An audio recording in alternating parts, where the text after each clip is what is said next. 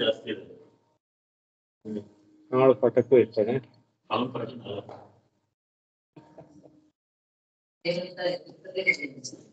ಅದನ್ನ ತಿಳಿಸ್ತಿಲ್ಲ. ಹೌದಾ? ಜನ ಬಹಳ ಕಡಿಮೆ ಆಗಿತ್ತಲ್ಲ.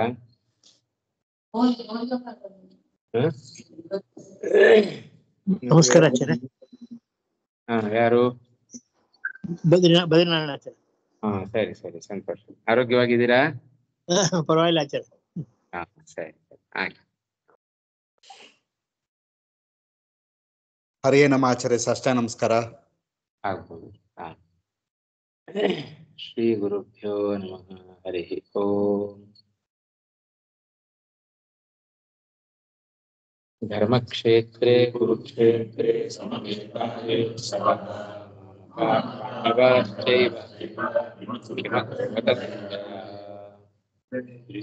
ಶ್ರೀ ಭಗವಾನ್ ಉವಾಚ ಅನಾಶ್ರಿತಃ ಕರ್ಮಫಲಂ ಕಾರ್ಯಂ ಕರ್ಮ ಕರೋತಿ ಯಃ ಸ ಸನ್ಯಾಸೀ ಚ ಯೋಗಿ ಚ ನ ವಿಘ್ನಿರ್ನ ಚಾಕ್ರಿಯಃ ಯಂ ಸನ್ಯಾಸಮಿತಿ ಪ್ರಾಹುಃ ಯೋಗಂ तं ವಿದ್ಯ ಪಾಂಡವ ಸನ್ನಿನ್ನಸ್ತೋ ಭವತಿ ಕಶ್ಚನ ಆರೋಕ್ಷೋ ಮುನೇರ್ಯೋಗಂ ಕರ್ಮ ಕಾರಣಮುಚ್ಯತೆ ರೂಢಶ್ಚತಸ್ಯ ಕಾರಣಮುಚ್ಯತೆ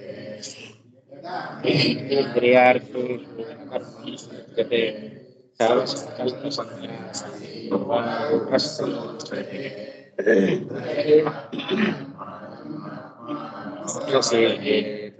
ಆತ್ಮೈವ ಧ್ಯಾತ್ಮನೋ ಬಂಧುರಾತ್ಮೈವ ರಿಪುರಾತ್ಮನಃ ಬುದ್ಧಿರಾತ್ಮನಸ್ತಸ್ಯ ಏನಾತ್ಮೈವಾತ್ಮಾಜಿತಃ ಅನಾತ್ಮನಸ್ತು ಶತ್ರುತ್ವೇ ವರ್ತೇತಾತ್ಮೈವ ಶತ್ರುವತ್ ಜಿತಾತ್ಮನಃ ಪ್ರಶಾಂತಸ್ಯ ತಥಾ ಮಾನಾಪಮಾನಯೋಃ ಜಿತೇಂದ್ರಿಯಃ ಯುಕ್ತ ಇತ್ಯುಚ್ಯತೆ ಯೋಗಿ ಯುದಾಸೀನ ಮಧ್ಯಸ್ಥತತ್ವೇಶ್ವರಬಂಧುಷು ಸಾಧುಷ್ವಪಿ ಚ ಪಾಪೇಷು ಸಂಬುದ್ಧಿರ್ವಿಶಿಷ್ಯತೆ ಯೋಗಿ ಯುಂಜೀತ ಸತತಂ ಆತ್ಮಾನಂ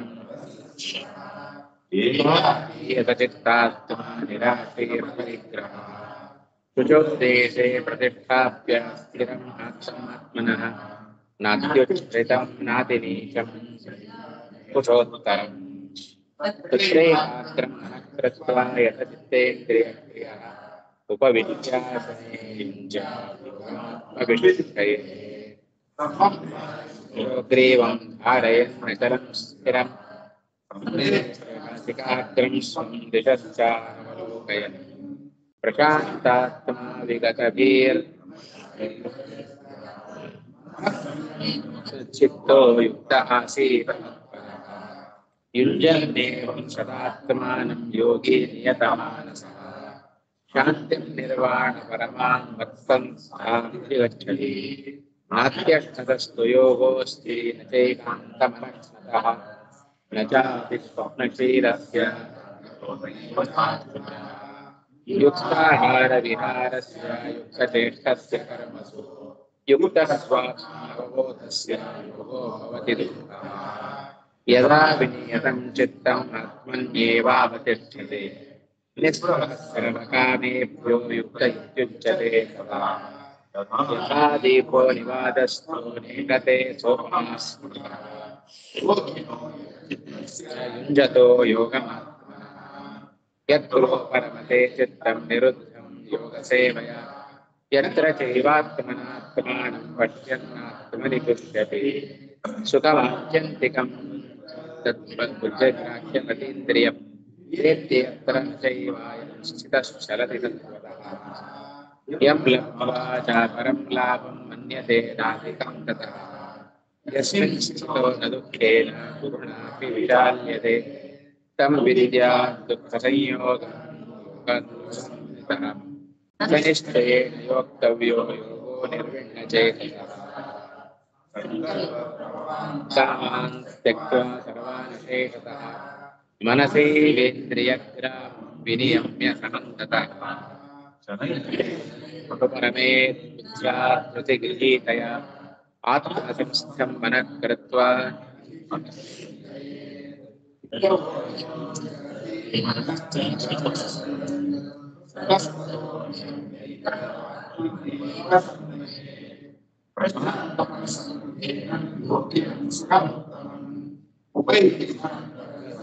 ब्रह्मभूतमकल्मषम् युञ्जन्नेवं सदात्मानं योगी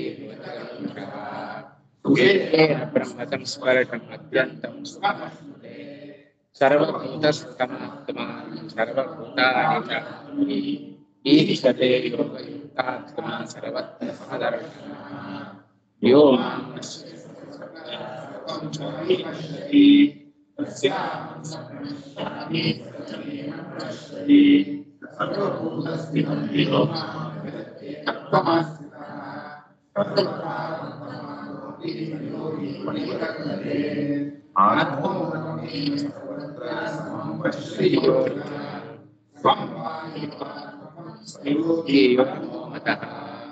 अर्जुन उवाच योऽयं योगस्त्वया प्रोक्तः साम्येन मधुसूदन एतस्याहं न पश्यामि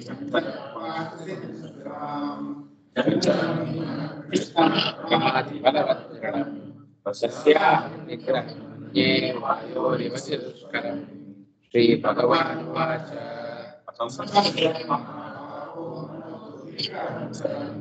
अभ्यासेया वैराग्येण च गृह्यते अशन्यतात्मना योगो दुष्प्राप इति मे मतिः वश्यात्मना तु यतता शक्यो वाप्तुमुपायतः अर्जुन उवाच यतिष्ठ्रद्धयोपेतो योगाच्चलितमानसः न प्राप्य योगसंसिद्धिं कां गतिं कृष्ण गच्छति कच्छिन्नो भयविभ्रष्टच्छिन्नाभ्रमिव नश्यति अप्रतिष्ठो महाबाहो विमूढो ब्रह्मणस्पति एतन्मे संशयं कृष्ण चेत्तुमर्हस्य शेषतः त्वदन्यः संशयस्यास्य चेत्ता न ह्युपपद्यते श्रीभगवानुवाच आत्मर्थनैवेह मुद्रा विनाशस्तस्य विद्यते कल्याणकृत् कश्चित् दुर्गतिं तात गच्छति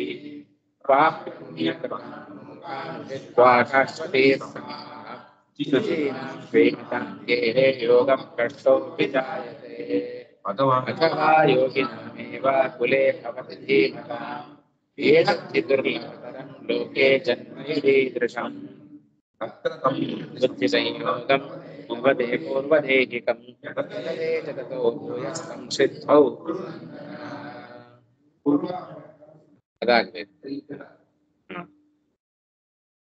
पूर्वाभ्यासेन तेनैव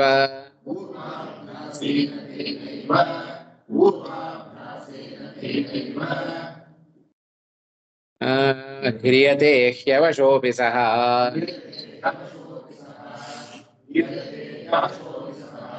जिज्ञासुरपि योगस्य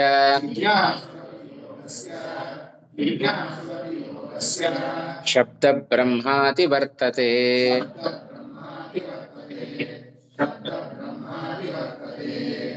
पूर्वाभ्यासेन तेनैव ह्रियते ह्यवशोऽपि सः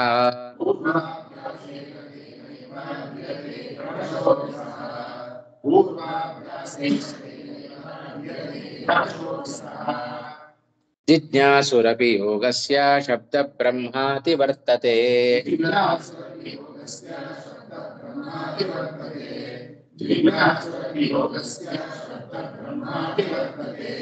पूर्वाभ्यासेन तेनैव ह्रियते ह्यवशोऽपि सः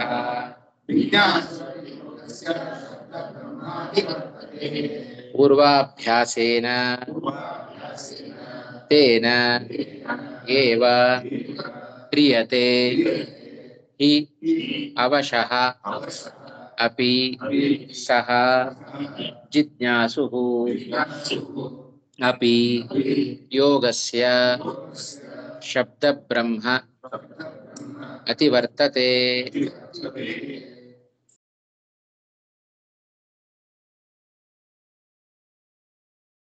पूर्वाभ्यासेन ತೇನೈವ ಪೂರ್ವಾಭ್ಯಾಸೇನ ಅವಶಃ ಅಪಿ ಸಹ ಯೋಗಭ್ರಷ್ಟಃ.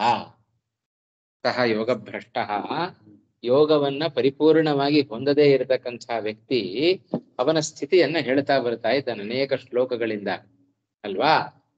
ಅಂಥವರು ಪೌರ್ವದೇಹಿಕಂ ಯದತೇಚ ಭೂಯಃ ಸಂಸಿದ್ಧೌ ಕುರುನಂದನ ಅಂತ ಹಿಂದಿನ ಶ್ಲೋಕದಲ್ಲಿ ಹೇಳಿದ ಮಾತು ಅಲ್ವಾ. ಎರಡೂ ಜನ್ಮಗಳಲ್ಲಿ, ಎರಡು ಜನ್ಮ ಯಾವುದು? ಹಾ ಹಾ ಅಲ್ಲ ಅಲ್ಲ, ಯೋಗಿನಾಂ ಜ್ಞಾನಿನಾಂ ಕುಲೇ ವಂಶೆ, ಆಯ್ತಾ, ಜ್ಞಾನಿಗಳ ಕುಲದಲ್ಲಿ ಹುಡ್ತಕ್ಕಂಥದ್ದು. ಹಾ, ಶ್ರೀಮಂತನಾಗಿ ಹುಡ್ತಕ್ಕಂಥದ್ದು. ಹಾ, ಈ ಎರಡು ಜನ್ಮದಲ್ಲಿ, ಈ ಎರಡು ಜನ್ಮದಲ್ಲಿಯೂ ಕೂಡ ಆ ಯೋಗಿ ಏನ್ ಮಾಡ್ತಾನೆ? ಅವ ಈಗ ಸ್ವರ್ಗದಲ್ಲಿ ತಾನು ಸುಖವನ್ನು ಅನುಭವಿಸಿ ಬಂದ ಮೇಲೂ ಕೂಡ ಈ ಕುಲಗಳಲ್ಲಿ ಹುಟ್ಟಿ ಅವನ ಹಿಂದಿನ ಸಂಸ್ಕಾರ ಅದು ಹಾಗೆ ಮುಂದುವರೆದು ಈ ಜನ್ಮದಲ್ಲಿಯೂ ಕೂಡ ವಿಶೇಷವಾಗಿ ಅದನ್ನ ಮುಂದುವರೆಸ್ಕೊಂಡು ಹೋಗ್ತಾನೆ ಅಂತ ಹಿಂದಿನ ಶ್ಲೋಕದಲ್ಲಿ ಹೇಳಿದ್ದಲ್ವಾ.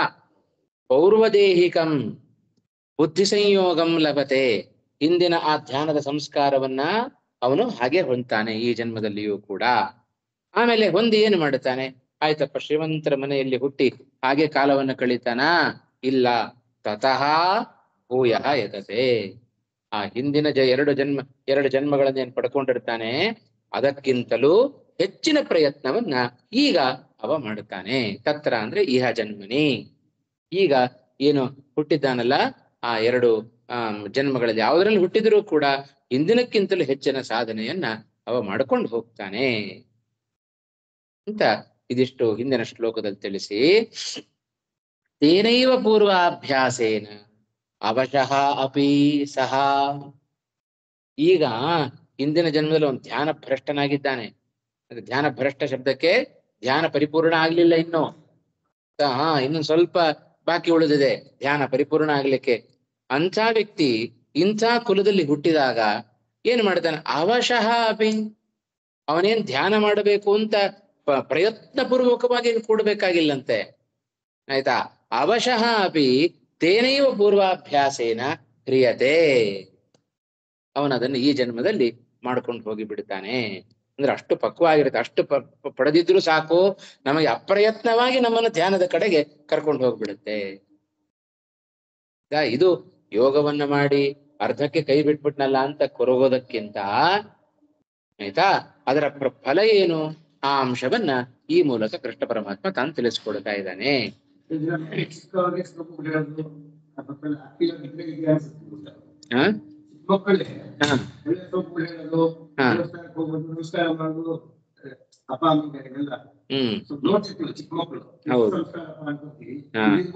ಅದೇ ಹಿಂದಿನ ಜನ್ಮದ ಸಂಸ್ಕಾರ ಅವೆಲ್ಲ.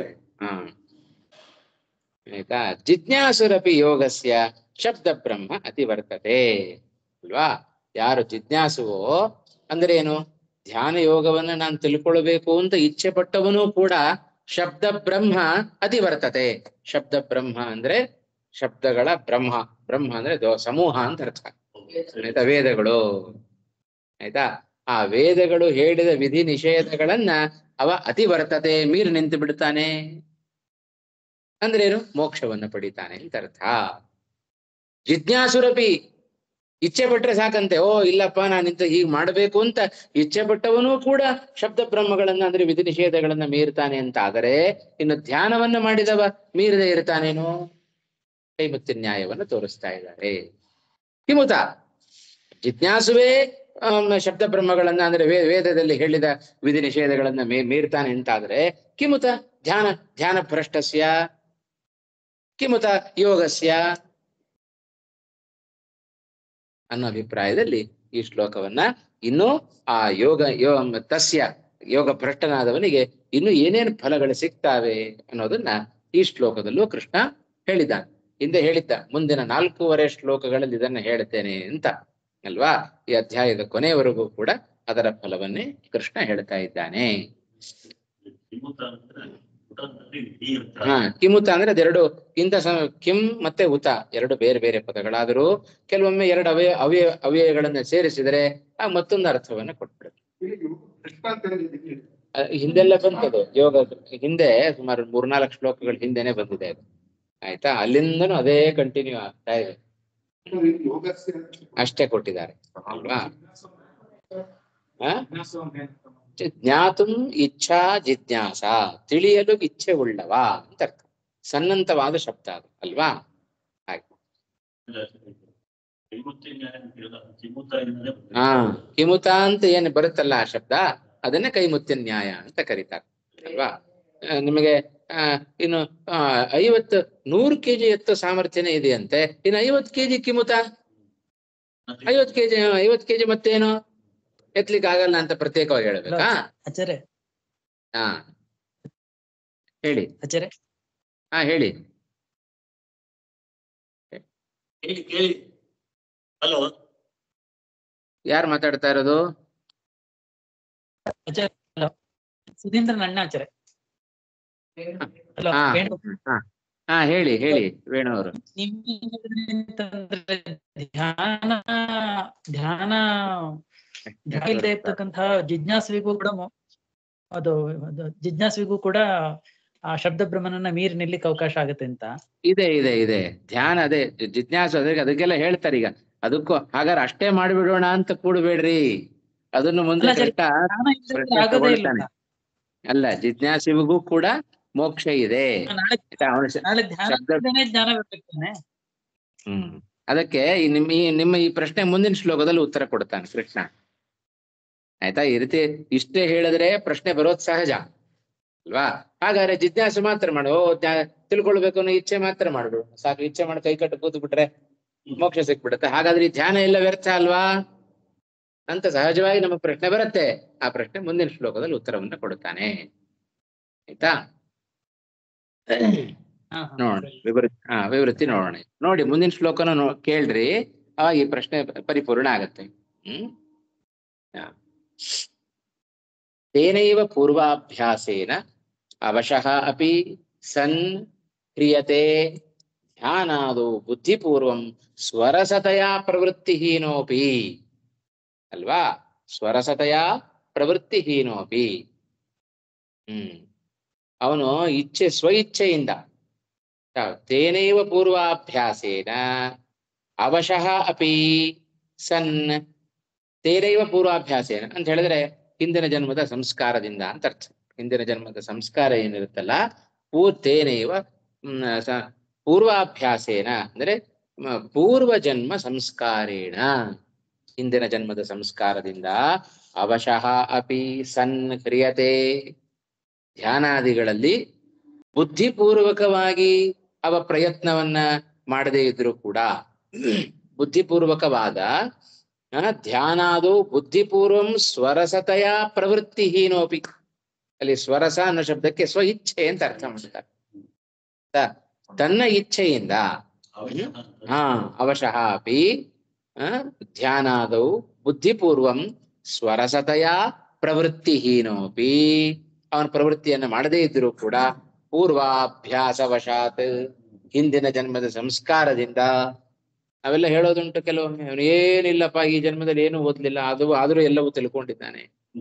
ಅನೇಕ ವ್ಯಕ್ತಿಗಳನ್ನ ಹಾಗೆಲ್ಲ ಕಾಣುತ್ತೇವೆ. ಅದಕ್ಕೆಲ್ಲ ಏನು ಕಾರಣ? ಪೂರ್ವ ಜನ್ಮದ ಸಂಸ್ಕಾರ ಕಾರಣ. ಅದು ಹಾಗೆ ಅವಶೋಪಿ, ಅವನ ಪ್ರಯತ್ನ ಇಚ್ಛೆ ಪಟ್ಟು ಪ್ರಯತ್ನವನ್ನ ಪಡೆದೇ ಹೋದರೂ ಅವನಿಗೆಲ್ಲವೂ ಕೂಡ ಸಿದ್ಧಿಸುತ್ತೆ. ಈ ಜನ್ಮದಲ್ಲಿ ಅದೆಲ್ಲ ಸಿದ್ಧಿಸಿರುತ್ತೆ. ಪೂರ್ವಾಭ್ಯಾಸ ವಶಾತ್ ಏನ್ ಮಾಡ್ತಾನೆ? ಧ್ಯಾನಾದಿ ಕರ್ಮಣಿ ಪ್ರವರ್ತತೆ, ಧ್ಯಾನ ಮೊದಲಾದ ಕರ್ಮಗಳಲ್ಲಿ ಅವ ಪ್ರವೃತ್ತಿಯನ್ನ ಮಾಡುತ್ತಾನೆ. ಪ್ರವರ್ತತ ಅಂತಿದೆ, ಪ್ರವರ್ತತೆ ಅಂತ ಅರ್ಥ. ಏಕಾರ ಲೋಪ ಆಗಿದೆ, ಮುಂದೆ ಸ್ವರಾಕ್ಷರ ಇದ್ದದ್ರಿಂದ ಪ್ರವರ್ತತೆ. ಧ್ಯಾನಾದಿ ಕುತ್ರ ಪ್ರವರ್ತತೆ? ಧ್ಯಾನಾದಿ ಕರ್ಮಣಿ ಪ್ರವರ್ತತೆ. ಯೋಗ ಭ್ರಷ್ಟಸ್ಯ ಪುಣ್ಯಾದಿ ಲೋಕಂ ಇತ್ಯೇತತ್ ಕೈಮುತ್ಯ ನ್ಯಾಯೇನಾಪಿ ಆಹಾ ಜಿಜ್ಞಾಸುರಪಿ. ಯೋಗ ಭ್ರಷ್ಟನಾದವರಿಗೆ ಪುಣ್ಯಾದಿ ಲೋಕವು ಸಿಕ್ಕೇ ಸಿಗತ್ತೆ ಅನ್ನೋ ವಿಷಯದಲ್ಲಿ ಒಂದು ಪ್ರಮಾಣವನ್ನ ಹೇಳಿದ ಅಲ್ವಾ. ಕೈಮುತ್ಯ ನ್ಯಾಯದಿಂದಲೂ ಕೂಡ ಅದನ್ನ ಸಮರ್ಥನೆ ಮಾಡ್ತಾ ಇದ್ದಾನೆ, ಮೋಕ್ಷ ಪ್ರಾಪ್ತಿ ಆಗತ್ತೆ ಅನ್ನೋದನ್ನ. ಅದನ್ನು ಉತ್ತರಾರ್ಧದಿಂದ ಸಮರ್ಥನೆ ಮಾಡ್ತಾನೆ. ಜಿಜ್ಞಾಸುರಪಿ ಯೋಗಸ್ಯ ಜಿಜ್ಞಾಸು ಅಪಿ ಶಬ್ದ ಬ್ರಹ್ಮ ಅತಿವರ್ತತೆ. ಯೋಗಸ್ಯ ಅಂದ್ರೆ ಧ್ಯಾನ ಯೋಗಸ್ಯ ಜಿಜ್ಞಾಸುರಪಿ ಕೇವಲಂ ಜ್ಞಾನೇಚ್ಛುರಪಿ ಕೇವಲಂ ಜ್ಞಾನೇಚ್ಛುರಪಿ ಕೇವಲ ಜ್ಞಾನವನ್ನ ಅವ ಅಪೇಕ್ಷೆ ಪಟ್ಟರು ಸಾಕು. ಏನು? ಮಯಾ ಯೋಗ ಜ್ಞಾತವ್ಯ, ಮಯಾ ಯೋಗ ಜ್ಞಾತವ್ಯ. ಓ ಇಲ್ಲಪ್ಪ, ನಾ ಧ್ಯಾನ ಅಂದ್ರೆ ಏನು ಅಂತ ತಿಳಿಬೇಕು ಅಂತ ಜಿಜ್ಞಾಸೆ ಪಟ್ಟರು ಸಾಕಂತೆ. ಯಸ್ಯ ಅತೀವ ಇಚ್ಛಾ ವರ್ತತೆ. ಸೋಪಿ ಅಂದ್ರೆ ಏನು? ಮಯಾ ಧ್ಯಾನಂ ಯೋಗ ಯೋಗ ಮಯಾ ಜ್ಞಾತವ್ಯ ಇತಿ ಯಸ್ಯ ಅತೀವ ಇಚ್ಛಾ ವರ್ತತೆ ಸೋಪಿ, ಅಂಥವನು ಕೂಡ ಶಬ್ದ ಬ್ರಹ್ಮ ಅತಿವರ್ತತೆ. ಅವನಿಗೂ ಕೂಡ ಈ ವಿಧಿ ನಿಷೇಧಗಳೆಲ್ಲ ಹೊರಟೋಗ್ತವೆ. ಯಾವಾಗಲೂ ತ್ರಿಕಾಲ ಸಂಧ್ಯಾ ವಂದನೆ ಮಾಡು, ಏಕಾದಶಿ ಉಪವಾಸ ವ್ರತ, ಕೃತ ಚಾಂದ್ರಾಯಣ ಮೊದಲಾದ ವ್ರತಗಳನ್ನು ಮಾಡು, ಬೇಕಾಗಿಲ್ಲ. ಇಲ್ಲ, ನಾನು ಯೋಗದ ಕಡೆಗೆ ಗಮನ ಕೊಟ್ಟಿದ್ದೇನೆ, ಯೋಗ ಬೇಕು ನನಗೆ ಅಂತ ಇಚ್ಛೆ ಪಟ್ಟರು ಕೂಡ ಅಂಥವ್ರಿಗೂ ವಿಧಿ ನಿಷೇಧಗಳು ಬೇಕಾಗಿಲ್ಲ. ಹಾ, ಬರೀ ಇಚ್ಛೆ ಸಾಲದು. ಯಸ್ಯ ಅತೀವ ಇಚ್ಛಾ ವರ್ತತೆ ಸೋಪಿ ಶಬ್ದ ಬ್ರಹ್ಮ ಅತಿವರ್ತತೆ ನಾಮ ಪರಬ್ರಹ್ಮ ಪ್ರಾಪ್ನೋತಿ ಇತ್ಯರ್ಥ. ಶ್ರೀಮದಾಚಾರ್ಯರ ಮಾತು. ಅಂಥವರು ಪರಬ್ರಹ್ಮನನ್ನ ಅಂದ್ರೆ ಮೋಕ್ಷವನ್ನು ಅವರು ಪಡ್ಕೊಳ್ತಾರೆ. ಆಯ್ತಾ? ಅದೇ ಕೈಮುತ್ಯ ನ್ಯಾಯ. ಅದಕ್ಕೆ ಈಗ ಈಗ ಬಂತಲ್ಲಿ ಉತ್ತರಾರ್ಧಕ್ಕೂ ಪೂರ್ವಾರ್ಧಕ್ಕೂ ವ್ಯತ್ಯಾಸ ನೋಡ್ರಿ. ಇವಾಗ ಪೂರ್ವಾರ್ಧದಲ್ಲಿ ಹೇಳಿದ್ರು ಏನಂತ, ಪೂರ್ವಾಭ್ಯಾಸದಿಂದ ಅವನು ಅವಶನಾದವನು ಕೂಡ, ಅಂದ್ರೆ ಸ್ವ ಇಚ್ಛೆಯಿಂದ ಅವನು ಪ್ರಯತ್ನವನ್ನ ಪಡೆದೇ ಇದ್ದವನು ಮೋಕ್ಷವನ್ನ ಪಡಿತಾನಂತೆ. ಇನ್ನು ಯೋಗದಲ್ಲಿದ್ದವ, ಯೋಗವನ್ನ ಅಪೇಕ್ಷೆ ಪಟ್ಟವ, ಅವನು ಪಡಿದೇ ಇರ್ತಾನ? ಪಡೆದೇ ಪಡಿತಾನೆ ಅಂತ ಅರ್ಥ. ಹತ್ತದೇ ಇರ್ತಾನ? ಆಯ್ತು. ತುಂಬಾ ಶಕ್ತಿ ಇದ್ದವ ಅಲ್ಪ ಶಕ್ತಿ ಉಳ್ಳ ಪದಾರ್ಥಗಳನ್ನ ಎತ್ತಲಿಕ್ಕೆ ಅವನಿಗೇನು ಬೇಕಾಗಿಲ್ಲ, ಹೆಚ್ಚಿನ ಪ್ರಯತ್ನ ಬೇಕಾಗಿಲ್ಲ, ಅದು ಆಟೋಮೆಟಿಕ್ ಆಗಿ ಸಿದ್ಧ ಆಗ್ಬಿಡುತ್ತೆ. ಆ ವಾಕ್ಯಕ್ಕೆ ಅರ್ಥ ಬೇಕಾ? ಯೋಗ ಭ್ರಷ್ಟಸ್ಯ ಪುಣ್ಯಲೋಕಾಧಿಕಂ ಇತ್ಯೇತತ್. ಯೋಗ ಭ್ರಷ್ಟನಾದವನಿಗೆ ಅಂದ್ರೆ ಯೋಗವನ್ನ ಸಂಪೂರ್ಣವಾಗಿ ಪಡೆಯದೇ ಇರತಕ್ಕಂಥ ವ್ಯಕ್ತಿ ಪುಣ್ಯಲೋಕಾದಿಗಳನ್ನ ಹೊಂದುತ್ತಾನೆ ಅಂತ ಏನು ಹೇಳಿದ್ವಲ್ಲ, ಇತ್ಯೇತತ್, ಇದು ಕೈಮುತ್ಯ ನ್ಯಾಯದಿಂದಲೂ ಸಮರ್ಥಿತವಾಗತ್ತೆ ಎಂಬುದನ್ನು, ಈ ವಿಷಯವನ್ನು ಕೈಮುತ್ಯ ನ್ಯಾಯದಿಂದಲೂ ಕೂಡ ಸಾಧನೆ ಮಾಡುತ್ತಾ ಇದ್ದಾನೆ ಕೃಷ್ಣ ಪರಮಾತ್ಮ. ಜಿಜ್ಞಾಸು ಎಂಬುದಾಗಿ ಉತ್ತರಾರ್ಧದ ಮೂಲಕ. ಉತ್ತರಾರ್ಧದ ಅಭಿಪ್ರಾಯ ಏನು? ಯೋಗಸ್ಯ ಜಿಜ್ಞಾಸುರಪಿ ಅನ್ವಯ ಹೇಗೆ ಮಾಡ್ಕೊಳ್ಬೇಕು? ಜಿಜ್ಞಾಸುರಪಿ ಯೋಗಸ್ಯ ಅಂತಿದೆ, ಯೋಗಸ್ಯ ಜಿಜ್ಞಾಸುರಪಿ. ಏನು ಜಿಜ್ಞಾಸುರಪಿ? ಕೇವಲಂ ಯೋಗ ಜ್ಞಾನೇಚ್ಛು. ಏನು ಯೋಗವನ್ನೇನ್ ಪ್ರಯತ್ನ ಮಾಡ್ಲಿಲ್ಲ, ಯೋಗ ಜ್ಞಾನವನ್ನ ಅಪೇಕ್ಷೆ ಪಡ್ತಾ ಇದ್ದಾನೆ. ಧ್ಯಾನ ಯೋಗ ಅಂದ್ರೆ ಧ್ಯಾನ ಯೋಗ ಅಂತಲೇ ಅರ್ಥ. ಆ ಧ್ಯಾನ ಯೋಗವನ್ನ ಅಪೇಕ್ಷೆ ಪಡ್ತಾ ಇದ್ದರಿಂದಲೇ ಇಂಥ ಧ್ಯಾನ ಯೋಗ ಕೇವಲಂ ಯೋಗ ಜ್ಞಾನೇಚ್ಛುರಪಿ. ಇಲ್ಲಿ ಯೋಗಸ್ಯ ಅಂತ ಒಂದು ಶಬ್ದದ ವ್ಯಾಕರಣ ಅಂಶ ಕೊಡ್ತಾ ಇದ್ದಾರೆ ರಾಯರು.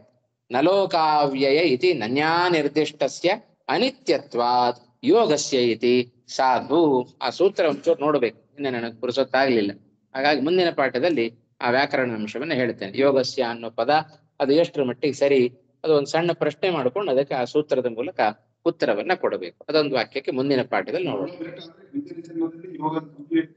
ಆಗದೇ ಇದ್ದವ ಅಂತ ಅರ್ಥ. ಅದೇ ಆಗಲ್ಲ. ಅದಕ್ಕೆ ಈಗ ಅವನು ಬಿಟ್ಟು ಈಗ ನಾನು ಯೋಗ ಭ್ರಷ್ಟ ಅಲ್ಲ, ನಾನು ಯೋಗವನ್ನ ತಿಳ್ಕೊಳ್ಬೇಕು ಅಂತ ಅಪೇಕ್ಷೆ ಪಟ್ಟೆ, ಆಯ್ತಾ? ಅಂದ್ರೇನು? ಈ ಅಪೇಕ್ಷೆ ಬರಬೇಕಾದ್ರೂ ಕೂಡ ಹಿಂದೆ ಸಾಧನೆ ಇಲ್ಲದೆ ಹೋದ್ರೆ ಈ ಅಪೇಕ್ಷೆಯೂ ಬರೋದಿಲ್ಲ.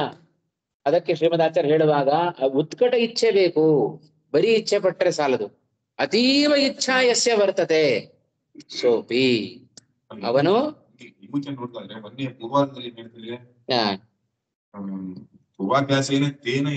ತೇನೈವ ಅಭ್ಯಾಸವಶೋಪಿ. ಈ ಜನ್ಮದಲ್ಲಿ, ಈ ಹಿಂದಿನ ಜನ್ಮದಲ್ಲಿ ಧ್ಯಾನ ಪರಿಪೂರ್ಣ ಆಗಲಿಲ್ಲ, ಆಯ್ತಾ?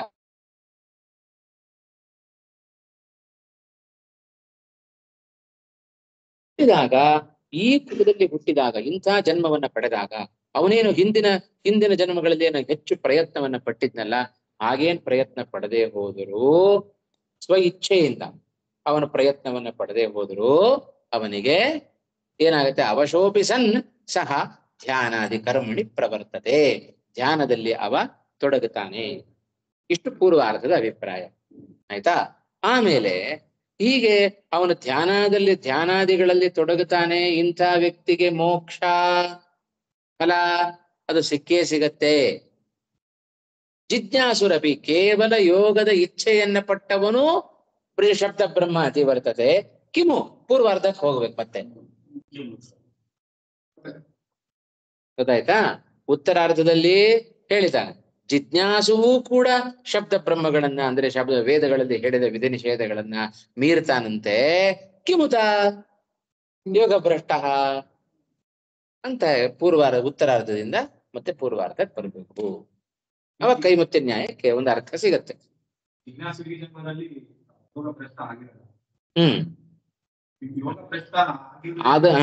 ಕೇವಲ ಜಿಜ್ಞಾಸುವಿಗೆ ಈ ಫಲ ಅಂತೆ. ಇನ್ನು ಹೆಚ್ಚಿನ ಸಾಧನೆಯನ್ನ ಮಾಡಿದವನಿಗೆ ಸಿಗದೆ ಇರತ್ತಾ? ಇದು ಕೈಮುತ್ಯ ನ್ಯಾಯದ ಹಿನ್ನೆಲೆ. ಪೂರ್ವಾರ್ಧದಲ್ಲಿ ಜಿಜ್ಞಾಸು ಇದೆ, ಮೊದಲೇ ಅರ್ಥದಲ್ಲಿ ಪೂರ್ವಾರ್ಧದಲ್ಲಿ ಏನಿದೆ ಜಿಜ್ಞಾಸುತ್ವ ಇಲ್ಲ, ಜಿಜ್ಞಾಸು ಇಲ್ಲ. ಅದಕ್ಕೆ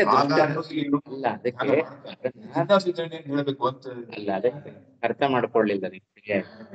ಆಯ್ತಾ. ಮೊದಲನೇದು ಇದು, ಎರಡನೇದು ಉತ್ತರಾರ್ಧ ದೃಷ್ಟಾಂತವಾಗಿ ಕೊಡ್ತಾ ಇದ್ದಾನೆ. ಆಯ್ತಾ. ಹಾಗೆ ಇಟ್ಕೊಂಡ್ಬಿಡಿ, ಇನ್ನು ಸ್ವಲ್ಪ ಸರಳವಾಗುತ್ತೆ. ಈಗ ಯೋಗ ಭ್ರಷ್ಟನ ಪ್ರಸಂಗವನ್ನ ಹೇಳ್ತಾ ಬರ್ತಾ ಇದ್ದಾನೆ ಅಲ್ವಾ. ಯೋಗ ಭ್ರಷ್ಟನಾದವ ಅಂದ್ರೆ ಯೋಗ ಸಂಪೂರ್ಣ ಆಗದೇ ಇದ್ದ ವ್ಯಕ್ತಿ. ಪೂರ್ವಾರ್ಧದಲ್ಲಿ ಏನ್ ಹೇಳಿದ್ದು? ಅವಶಃ ಅಪಿ, ಹೀಗೆ ಇಂಥ ಜನ್ಮಗಳಲ್ಲಿ ಹುಟ್ಟಿ ಅವಶಃ ಅಪಿ ತನ್ನ ಇಚ್ಛೆ ಇಲ್ಲದೆ ಇದ್ದರೂ ಕೂಡ ಅಪ್ರಯತ್ನ ಪೂರ್ವಕವಾಗಿಯೇ ಪೂರ್ವಾಭ್ಯಾಸೇನ ಧ್ಯಾನಾದಿ ಕರ್ಮಣಿ ಪ್ರವರ್ತತೆ. ಆಯ್ತಾ. ಧ್ಯಾನಾದಿ ಕರ್ಮಗಳಲ್ಲಿ ಪ್ರವೃತ್ತಿಯನ್ನು ಮಾಡಿದ್ದಿರ ಫಲ ಏನೋ? ಮೋಕ್ಷ ರೂಪ ಫಲ. ಅದು ಹ್ಯಾಕ್ ಸಿದ್ಧ ಆಯಿತು ನಿಮಗೆ? ಕೈಮುತ್ಯ ನ್ಯಾಯದಿಂದ ಸಾಧನೆ ಮಾಡ್ತಾ ಇದ್ದಾನೆ. ಜಿಜ್ಞಾಸುವಿಗೇನೆ ಸಿಗುತ್ತಂತೆ, ಕೈವಲ್ಯಾದಿಗಳು ಸಿಗ್ತಾವಂತೆ, ಇವನಿಗೆ ಸಿಗದೆ ಇರುತ್ತಾ? ಕೆಳಗಿನ ಇವನಿಗಿಂತ ಮೇಲ್ ಸ್ಥಾನದಲ್ಲಿದ್ದಾನೆ ಯೋಗ ಭ್ರಷ್ಟನಾದ. ಅದೆಲ್ಲ ಮುಂದೆ ಇನ್ನೆರಡು ಶ್ಲೋಕದಲ್ಲಿ ಸ್ಪಷ್ಟಪಡಿಸ್ತಾನೆ, ಯಾರಿಗಿಂತ ಯಾರ ಮೇಲೆ.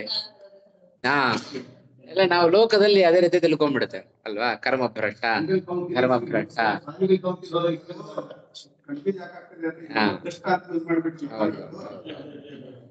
ಅದಕ್ಕೆ ಪ್ರತಿ ಬಾರಿ ಆ ಶಬ್ದ ಬಂದಾಗಲೆಲ್ಲ ಹೇಳ್ತಾ ಇರ್ತೇನೆ, ಆ ರೀತಿ ಅರ್ಥ ಬರಬಾರದು ಅಂತ. ಆ ಶಬ್ದಕ್ಕೆ ಯೋಗ ಪರಿಪೂರ್ಣ ಆಗದವಾ ಅಂತ ಅರ್ಥ. ಅದಕ್ಕೆ ಮೊದಲೇ ರಾಯರು ಅದನ್ನು ಹೇಳ್ಬಿಟ್ರು. ಹ್ರಿಯತೆ, ಹೃನ್ಯ ಹರಣೆ. ಆಯ್ತಾ. ಅದು ತನ್ನೆಡೆಗೆ ಅವನನ್ನು ಸೆಳ್ಕೊಂಡ್ಬಿಡುತ್ತೆ. ಕ್ರಿಯತೆ ಲಟ್ಲಕಾರ, ಆತ್ಮನೇ ಪದದ ಲಟ್ಲಕಾರದ ಪ್ರಥಮ ಪುರುಷ ಏಕವಚನ.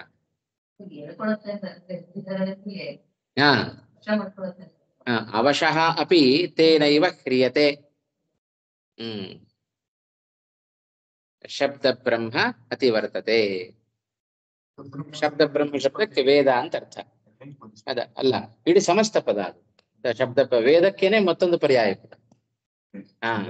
ಶಬ್ದ ಬ್ರಹ್ಮ ಅಂದ್ರೆ ವೇದ ಅಂತ ಅರ್ಥ. ವೇದವನ್ನ ಮೀರ್ತಾನೆ ಅಂದ್ರೆ ವೇದದಲ್ಲಿ ಹೇಳಿದ ವಿಧಿ ನಿಷೇಧಗಳನ್ನ ಮೀರ್ತಾನೆ ಅಂತ ಅರ್ಥ. ಅದನ್ನ ಹೇಳುವಾಗ ರಾಯರು ಶಬ್ದ ಬ್ರಹ್ಮ ವಿಧಿ ನಿಷೇಧ ರೂಪ ಶಬ್ದ ಬ್ರಹ್ಮ ಅತಿವರ್ತತೆ ಅಂತ. ಅಲ್ಲಿ ಮೂಲದಲ್ಲಿ ಏನಿದೆ? ಶಬ್ದ ಬ್ರಹ್ಮ ಅತಿವರ್ತತೆ ಅಂತ ಅಷ್ಟೇ ಇದೆ. ಅಂದ್ರೆ ಶಬ್ದ ಬ್ರಹ್ಮ ವೇದದಲ್ಲಿ ಹೇಳಿದ ನಿಷೇಧ ರೂಪವಾದ ವಿಧಿ ನಿಷೇಧ ರೂಪವಾದ ಶಬ್ದ ಬ್ರಹ್ಮ ಅತಿವರ್ತತೆ. ವಿಧಿ ನಿಷೇಧ ಅತೀತೋ ಭವತಿ, ವಿಧಿ ನಿಷೇಧಗಳಿಂದ ಅತೀತನಾಗಿ ಬಿಡ್ತಾನೆ. ನೋಡಪ್ಪ ನೀನು ಹೀಗೆ ಮಾಡು, ಇದನ್ನ ಮಾಡಬೇಡ ಅವನಿಗೆ ಹೇಳುವಂತೆ ಇಲ್ಲ, ಅದನ್ನು ಮೀರಿ ನಿಂತು ಬಿಡ್ತಾನೆ. ಏನರ್ಥ? ಮುಕ್ತೋ ಭವತಿ ಇದು ಯಾವತ್ತು. ಮುಕ್ತರಿಗೇನು ವಿಧಿ ನಿಷೇಧ ಇಲ್ವಲ್ಲ, ಅದೇ ಅಭಿಪ್ರಾಯ. ಕಿಮು ಕಿಂಚಿತ್ ಕಾಲಂ ಯೋಗಾನುಷ್ಠಾತ. ಇಂಥ ಜಿಜ್ಞಾಸುವಿಗೆ ಈ ಫಲ ಸಿಗತ್ತಂತೆ. ಕಿಮು ಕಿಂಚಿತ್ ಕಾಲ ಅಂದ್ರೆ ಹಿಂದೆ ಸ್ವಲ್ಪ ಮಾಡಿದ್ದಾನಲ್ಲ, ಪರಿಪೂರ್ಣ ಆಗ್ಲಿಲ್ಲ. ಕಿಂಚಿತ್ ಕಾಲ ಯೋಗ ಅನುಷ್ಠಾತ ಕಿಮು ಸ್ವಲ್ಪ ಯೋಗಾನುಷ್ಠಾನವನ್ನ ಮಾಡಿದವನಿಗೆ ಫಲ ಸಿಗೋದೇ ಇಲ್ಲ ಅಂತನಾ? ಸಿಕ್ಕೇ ಸಿಗತ್ತೆ. ಜಿಜ್ಞಾಸುವಿಗೆನೆ ಮೋಕ್ಷ ಸಿಗತ್ತಂತೆ. ಕಿಮು ಯೋಗಾನುಷ್ಠಾತ, ಪರಿಪೂರ್ಣ ಅಲ್ಲ, ಕಿಂಚಿತ್ ಸ್ವಲ್ಪ ಯೋಗಾನುಷ್ಠಾನ ಮಾಡಿದವನು ಅದನ್ನು ಪಡ್ಕೊಳ್ತಾನೆ ಇತಿ ಭಾವ. ಇದಿಷ್ಟು ಈ ಶ್ಲೋಕದ. ಕಿಂಚಿತ್ ಕಾಲಂ ಯೋಗಾನುಷ್ಠಾತ ಕಿಮು, ಸ್ವಲ್ಪ ಯೋಗಾನುಷ್ಠಾನವನ್ನ ಮಾಡಿದವನಿಗೂ ಕಿಮು ಮತ್ತೇನು ಸಿಗದೆ ಇರುತ್ತಾ? ಆ ಕಾಲದಲ್ಲಿ ಮಾಡಿ ಅನ್ಸುತ್ತೆ ಅಂತಂದ್ರೆ ಸ್ವಲ್ಪ ಕಾಲ ಆಗಲ್ಲ. ಕಿಮು ಕಿಂಚಿತ್ ಅಲ್ಲ, ಇಚ್ಛೆ ಜಿಜ್ಞಾಸು ಆದವನಿಗೇನೆ ಶಬ್ದ ಬ್ರಹ್ಮ ಅತಿವಾದ್ರೆ ಮುಕ್ತನಾಗ್ತಾನಂತೆ. ಕಿಮು ಕಿಂಚಿತ್ ಯೋಗಾನುಷ್ಠಾತ, ಕಿಂಚಿತ್ ಯೋಗಾನುಷ್ಠಾತ. ಈಗ ನಮ್ಮ ಪ್ರಕೃತಿಯಲ್ಲಿ ಯೋಗ ಭ್ರಷ್ಟ ಅಂತ ಅರ್ಥ. ಅವನು ಯೋಗ ಭ್ರಷ್ಟ ಅಂದ್ರೆ ಏನು? ಪರಿಪೂರ್ಣ ಯೋಗವನ್ನ ಮಾಡದೇ ಇದ್ದವ ಅಂತ, ಪಡ್ಕೊಳ್ಳದೇ ಇದ್ದವ ಅಂತ ತಾನೇ ಅರ್ಥ. ಅದಕ್ಕೆ ಅಂದ್ರೆ ಏನು? ಸ್ವಲ್ಪ ಯೋಗಾನುಷ್ಠಾನ ಮಾಡಿದ್ದಾನೆ. ಸ್ವಲ್ಪ ಯೋಗಾನುಷ್ಠಾನ ಮಾಡಿದವ ಕಿಮು ಅವನು ಪಡ್ಕೊಳ್ಳದೆ ಇರ್ತಾನೇನೋ? ಪಡ್ಕೊಳ್ತಾನೆ ಅಂತ ಅರ್ಥ.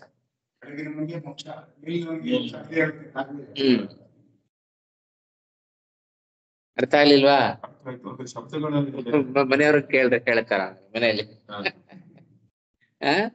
ಆಯ್ತಾ? ಶಬ್ದ ಬ್ರಹ್ಮ ಅನ್ನೋದು ವೇದ, ಸಮಸ್ತ ಪದ.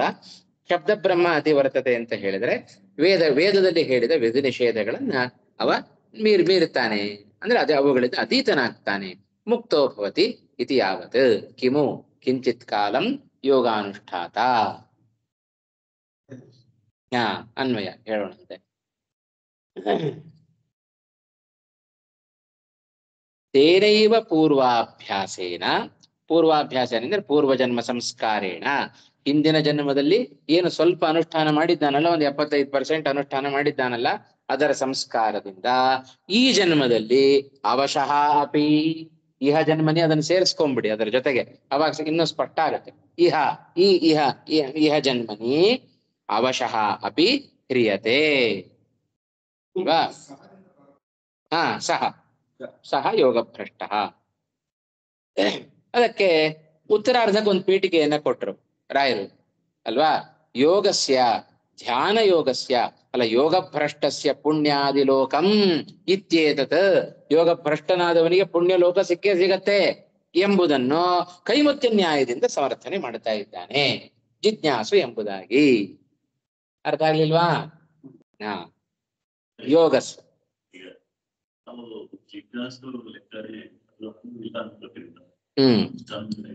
ಅದೇ ವೇಣುವರ ಪ್ರಶ್ನೆಗೆ ಬರ್ತೀರಿ ನೀವು. ನಿಮ್ ಪ್ರಶ್ನೆ ಮುಂದಿನ ಶ್ಲೋಕದಲ್ಲಿ ಉತ್ತರ ಇದೆ. ಆಯ್ತಾ?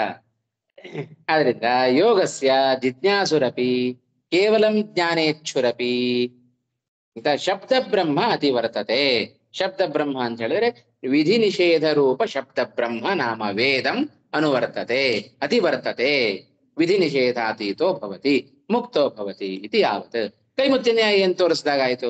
ಕಿಂಚಿತ್ ಕಾಲಂ ಯೋಗಾನುಷ್ಠಾತ ಕಿಮು, ಸ್ವಲ್ಪ ಯೋಗಾನುಷ್ಠಾನವನ್ನು ಮಾಡಿದವನಿಗೆ ಮತ್ತೇನು ಸಿಕ್ಕೇ ಸಿಗತ್ತೆ ಅಂತ ಅರ್ಥ. ಅರ್ಥ ಆಯ್ತಾ ಇವಾಗ?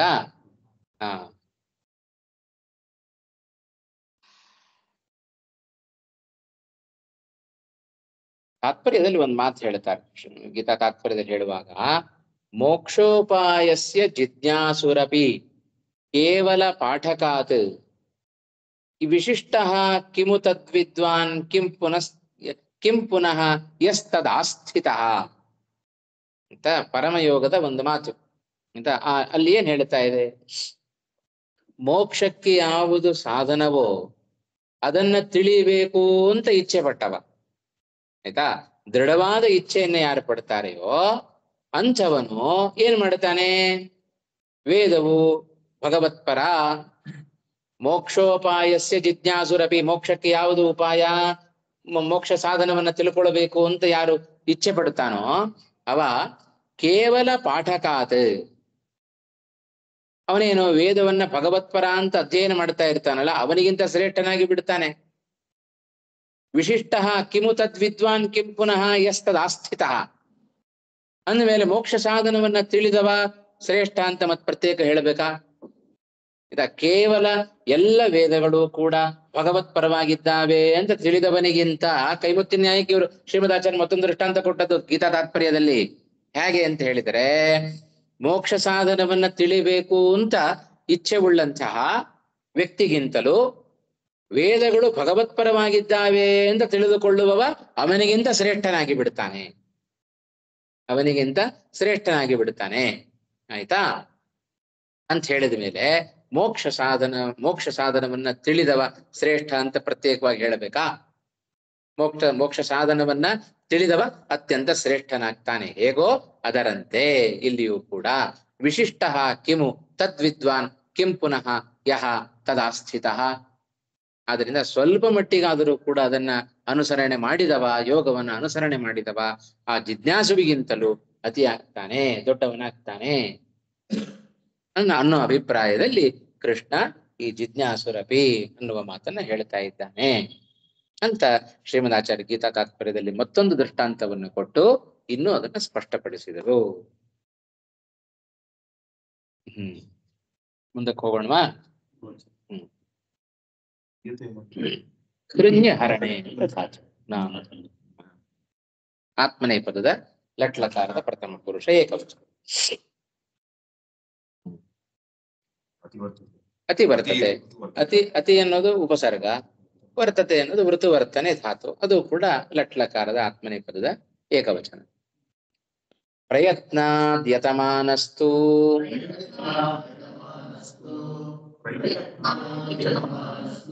ಯೋಗಿ ಸಂಶುದ್ಧ ಕಿಲ್ಬಿಷಃ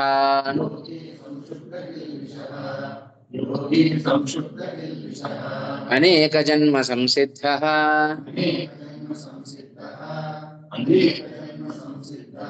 ತತೋ ಯಾತಿ ಪರಾಂಗತಿಂ.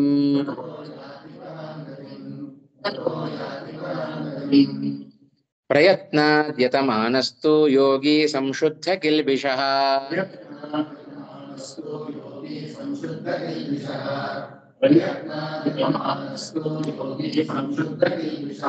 ಅನೇಕ ಜನ್ಮ ಸಂಸಿದ್ಧಸ್ತತೋ ಯಾತಿ ಪರಾಂಗತಿಂ.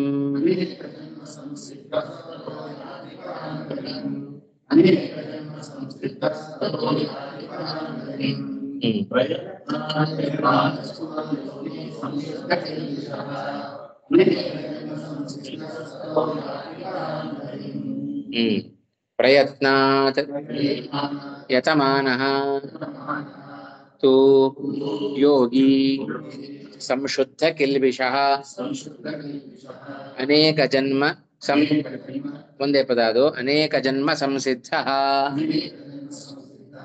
ತತಃ ಯಾತಿ ಪರಾಂ ಗತಿಂ. ಈ ಶ್ಲೋಕದಲ್ಲಿ ಇನ್ನೊಂದು ಅಂಶವನ್ನು ಕೂಡ ಕೃಷ್ಣ ಪರಮಾತ್ಮ ತಿಳಿಸಿಕೊಡ್ತಾ ಇದ್ದಾನೆ. ಇವಾಗ ಧ್ಯಾನ ಯೋಗವನ್ನ ತಿಳಿಲೇಬೇಕಂತ.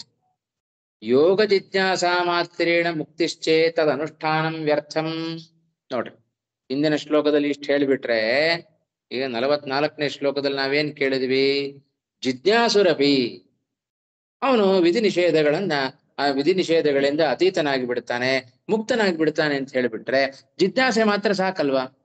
ಮಯಾ ಯೋಗ ಜ್ಞಾತವ್ಯ, ಸಾಕಪ್ಪ, ಇಚ್ಛೆ ಪಟ್ಟೆನ, ದೃಢವಾದ ಇಚ್ಛೆ ಉಂಟು ನನಗೇನು, ಸಾಧಾರಣ ಇಚ್ಛೆ ಅಲ್ಲ, ಇಲ್ಲ ತಿಳಿಲೇಬೇಕು ಅನ್ನುವ ದೃಢವಾದ ಇಚ್ಛೆಯೇ ನನಗುಂಟು, ಉತ್ಕಟವಾದ ಇಚ್ಛೆಯೇ ನನಗುಂಟು, ಸಾಕಲ್ಲ ಇಂಥವನು ಕೂಡ ಮೋಕ್ಷವನ್ನು ಪಡಿತಾನೆ ಅಂತಾದ್ರೆ ಧ್ಯಾನ ಯೋಗದ ಅನುಷ್ಠಾನ ವ್ಯರ್ಥ ಆಗಿಬಿಡುತ್ತಲ್ವಾ ಅಲ್ವಾ?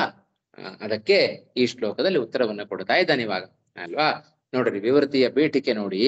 ಯೋಗ ಜಿಜ್ಞಾಸಾ ಮಾತ್ರೇಣ ಮುಕ್ತಿಶ್ಚೇತ್, ಜಿಜ್ಞಾಸೆಯನ್ನ ಮಾಡಿದರೆ ಸಾಕು ಅವನು ಮುಕ್ತಿಯನ್ನು ಪಡ್ಕೊಳ್ತಾನೆ ಅಂತ ಆದರೆ ತದನುಷ್ಠಾನಂ ವ್ಯರ್ಥಂ.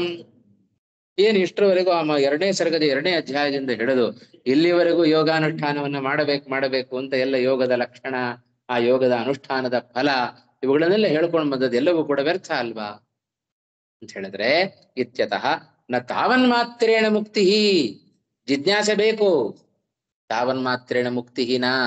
ಏನ್ ಮಾಡ್ಬೇಕಾಗಾದ್ರೆ ಆಯ್ತಾ? ತಾವನ್ಮಾತ್ರೇಣ ಮುಕ್ತಿರಪಿ ಅಂತ ಓದಬಾರ್ದು. ತಾವನ್ಮಾತ್ರೇಣ ಮುಕ್ತಿ ಅಪಿತೋ ಅನೇಕ ಜನ್ಮನಿ ಇತ್ಯಾಹ. ಒಂದೇ ಜನ್ಮದಲ್ಲಿ ಹೀಗೆ ಜಿಜ್ಞಾಸೆ ಪಟ್ಟರೆ ಸಾಲದು, ಅನೇಕ ಜನ್ಮಗಳಲ್ಲಿ ಹೀಗೆ ಜಿಜ್ಞಾಸೆ ಪಟ್ಟು ಆ ಜಿಜ್ಞಾಸೆ ಉತ್ಕಟಾವಸ್ಥೆಗೆ ಹೋಗೋದು ಅವಾಗ್ಲೇನೆ. ಒಂದೇ ಜನ್ಮದಲ್ಲಿ ಜಿಜ್ಞಾಸೆ ಪಟ್ಟ ಮಾತ್ರಕ್ಕೆ ಇನ್ನು ಅದು ಹೋಗೋದಿಲ್ಲ. ಯಾಕೆಂದ್ರೆ ನಮಗೆ ಈಗ ಅನ್ಸುತ್ತೆ, ನಮಗೆ ಈಗ್ಲೇ ಬಂದ್ಬಿಟ್ಟಿದೆಯಲ್ಲ ಅಂತ. ಆಯ್ತಾ? ನಮ್ಮಂಥವ್ರಿಗೆ ಯಾರಿಗೆ ಯೋಗದ ಪಕ್ವ ಆಗಿಲ್ವೋ, ಆ ಅವಸ್ಥೆ ಪಡೆದಿಲ್ವೋ ಅಂಥವ್ರಿಗೆಲ್ಲ ಮೋಸದ ಬುದ್ಧಿ ಬರುತ್ತೆ. ಆಯ್ತಾ? ಆ ಹಂತಕ್ಕೆ ಹೋದವರಿಗೆ ಈಗೆಲ್ಲ ಬುದ್ಧಿ ಬರೋದೇ ಇಲ್ಲ ಅಲ್ವಾ? ಹಾಗಾಗಿ ನಮ್ಮ ನೇರಕ್ಕೆ ನಾವು ಆಲೋಚನೆ ಮಾಡದೇನೆ ಸ್ವಲ್ಪ ಮೇಲ್ಮಟ್ಟದಲ್ಲಿ ಆಲೋಚನೆಯನ್ನ ಮಾಡಬೇಕು. ಯಾ ಈ ಬಂದಂತರ ಪ್ರಯತ್ನ ಪಟ್ಟಿಗೆ ಅಂತ ಡೆಫಿನೆಟ್ ಅದು ಏನ್ ಸಂಶಯನೇ ಇಲ್ಲ ಅದರಲ್ಲಿ. ಯೋಗ ಜಿಜ್ಞಾಸ ಅಲ್ವಾ, ಅದಕ್ಕೋಸ್ಕರ ಪ್ರಯತ್ನ ತನ್ನುವ ಮಾತವನ್ನ ಹೇಳ್ತಾ ಇದ್ದೀನಿ. ಪ್ರಯತ್ನಾದ್ಯತಮಾನಸ್ತು ಯೋಗಿ ಸಂಶುದ್ಧ ಕಿಲ್ಬಿಷಃ. ಪ್ರಯತ್ನಾತ್, ಅಲ್ಲಿ ಪ್ರಯತ್ನ ಶಬ್ದಕ್ಕೆ ಅನೇಕ ಜನ್ಮಗಳಲ್ಲಿ ಪ್ರಯತ್ನವನ್ನ ಹೀಗೆ ಪಟ್ಟಿರ್ಬೇಕು. ಧ್ಯಾನ ಯೋಗವನ್ನ ತಿಳ್ಕೊಳ್ಬೇಕು ಅಂತ ಇಚ್ಛೆಯುಳ್ಳಂತಹ ವ್ಯಕ್ತಿ ಧ್ಯಾನ ಯೋಗವನ್ನ ತಿಳಿದು, ಇಚ್ಛೆ ಪಟ್ಬಿಟ್ರೆ ಸಾಲದು, ಇಚ್ಛೆ ಪಟ್ಟು ಧ್ಯಾನ ಯೋಗವನ್ನ ತಿಳಿದು ಆ ಧ್ಯಾನ ಯೋಗವನ್ನ ಮಾಡ್ಲಿಕ್ಕೆ ಪ್ರಯತ್ನವನ್ನ ಮಾಡುತ್ತಾನೆ. ಆಯ್ತಾ? ಪ್ರಯತ್ನದಿಂದ ಅವ ಏನ್ ಪ್ರಯತ್ನ ಪಟ್ಟ? ಯೋಗಿ ಸಂಶುದ್ಧ ಕಿಲ್ಬಿಷಃ. ಕಿಲ್ಬಿಷ ಅನ್ನೋ ಶಬ್ದಕ್ಕೆ ಪಾಪಗಳು ಅಂತ ಅರ್ಥ. ಅದರಿಂದ ಸಂಶುದ್ಧ, ಎಲ್ಲ ಚೆನ್ನಾಗಿ ಹೊರಟಾಯ್ತು ಪಾಪಗಳಿಂದೆಲ್ಲ, ಅವನು ಪಾಪಗಳಿಂದ ರಹಿತನಾಗ್ತಾನೆ. ಅನೇಕ ಜನ್ಮ ಸಂಸಿದ್ಧ ತತಃ ಯಾತಿ ಪರಾಂ ಗತಿಂ. ಹಾಗಾದ್ರೆ ಆ ಜಿಜ್ಞಾಸುವು ಕೂಡ ಮೋಕ್ಷಕ್ಕೆ ಅದು ಒಂದು ಕೂಡ ಸಾಧನ ಅಂತಾಯಿತು. ಹಾಗೆ ಅಪರೋಕ್ಷ ಜ್ಞಾನಕ್ಕೆ ಅನೇಕ ಸಾಧನೆಗಳನ್ನು ಹೇಳಿದನೋ, ಹಾಗೆ ಧ್ಯಾನದ ಜಿಜ್ಞಾಸೆಯೂ ಕೂಡ, ಯೋಗದ ಜಿಜ್ಞಾಸೆಯೂ ಕೂಡ ಒಂದು ಸಾಧನ ಅಂತಾಯಿತು. ಹಾಗೆ ಕಾಶಿ ಮರಣಾನ್ ಮುಕ್ತಿ ಹೇಳ್ತೇವೆ, ಕಾಶಿ ಮರಣಾನ್ ಮುಕ್ತಿ ಸಿಕ್ಬಿಡುತ್ತಾ? ಆ ಕಾಶಿ ಮರಣ ಅನ್ನೋದು ಮೋಕ್ಷ ಪ್ರಾಪ್ತಿಗೆ ಅದು ಒಂದು ಸಾಧನ. ಹೇಗೋ ಅದರಂತೆ ಆಯ್ತಾ, ಆ ಜಿಜ್ಞಾಸೆಗೂ ಕೂಡ ಮೋಕ್ಷವನ್ನು ಪಡ್ಕೊಳ್ತಾನೆ. ಕಿಮುತ ಅಂತ ಹೇಳಿದರೆ ಯೋಗ ಭ್ರಷ್ಟನಾದವ ಆ ಕೈಮುತ್ಯ ನ್ಯಾಯವನ್ನು ಸೂಚನೆ ಮಾಡಿದ್ದು ಕೂಡ ಅದು ನೇರವಾದ ಸಾಧನೆ ಅಲ್ಲ. ಹಾಗಾದ್ರೆ ಜಿಜ್ಞಾಸೆ ಮಾತ್ರ ಮಾಡಿಬಿಡುತ್ತಾನೆ, ಯೋಗಾನುಷ್ಠಾನ ಬೇಡ ಅಂತ ತೀರ್ಮಾನ ಮಾಡೋದಲ್ಲ. ಆ ಜಿಜ್ಞಾಸೆಯು ಉತ್ತಮವಾದ ಯೋಗ ಪ್ರಾಪ್ತಿಗೆ ಸಾಧನ. ಹಾಗರ್ಥ ಅದಕ್ಕೆ. ಅನೇಕ ಜನ್ಮ ಸಂಸಿದ್ಧ ತತಃ ಯಾತಿ ಪರಾಂ ಗತಿಂ ಅಲ್ವಾ. ನಂತರದಲ್ಲಿ ಅವ ಯೋಗವನ್ನ ಅನೇಕ ಜನ್ಮಗಳಲ್ಲಿ ಮಾಡಿದ ಧ್ಯಾನದಿಂದ ಅಪರೋಕ್ಷ ಜ್ಞಾನವನ್ನು ಪಡೆದುಕೊಂಡು ತತಃ ಪರಾಂ ಗತಿಂ ಯಾತಿ, ಉತ್ತಮವಾದ ಗತಿ ಅಂದ್ರೆ ಸ್ಥಾನ, ಮೋಕ್ಷವನ್ನ ಅವ ಪಡೆದುಕೊಳ್ಳುತ್ತಾನೆ. ಇದು ಕೃಷ್ಣನ ಮಾತಿನ ಅಭಿಪ್ರಾಯ. ಹಾಗಾಗಿ ನಾವು ಮಾಡಿಕೊಂಡ ಅದು ತಪ್ಪು. ಹಾಗಾದ್ರೆ ಯೋಗಾನುಷ್ಠಾನ ಬೇಡ, ಕೇವಲ ಜಿಜ್ಞಾಸೆ ಮಾತ್ರ ಸಾಕು ಅನ್ನುವ ಅಭಿಪ್ರಾಯವನ್ನ ನಾವು ತಿಳ್ಕೊಳ್ಬಾರ್ದು. ಹಾಗಾದ್ರೆ ಹೇಳಿದ್ಯಾಕೆ ಅಂತ ಮತ್ತೊಂದು ಪ್ರಶ್ನೆ ಬರುತ್ತೆ ಅಲ್ವಾ. ಅದಕ್ಕೆ ಆ ಪ್ರಶ್ನೆಗೆ ಮುಂದಿನ ಶ್ಲೋಕದಲ್ಲಿ ಉತ್ತರ ಕೊಡ್ತಾನೆ. ಏನಂದ್ರೆ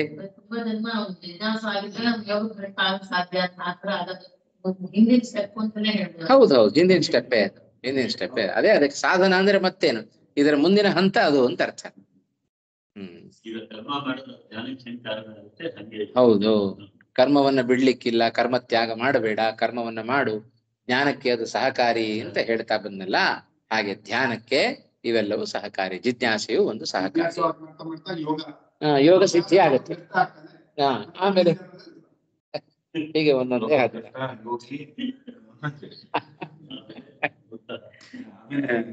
ಆಮೇಲೆ ಮೋಕ್ಷ. ಹಾಗೆ ಸರಿ. ಯೋಗ ಜಿಜ್ಞಾಸುರಪಿ ಇತ್ಯನುಷಂಗ. ಹಿಂದಿನ ಶ್ಲೋಕದಿಂದ ಅನ್ವಯವನ್ನು ಇಟ್ಕೊಳ್ಬೇಕು. ಅನುಷಂಗ ಅಂತ ಹೇಳಿದ್ರೆ ಅನುವೃತ್ತಿ ಇಟ್ಕೊಳ್ಬೇಕು ಅಂತ ಅರ್ಥ. ಆಯ್ತಾ? ಅನುಷಂಗ ಅನುವೃತ್ತಿ ಮಾಡ್ಕೊಳ್ಬೇಕು ಅಂತ ಅರ್ಥ.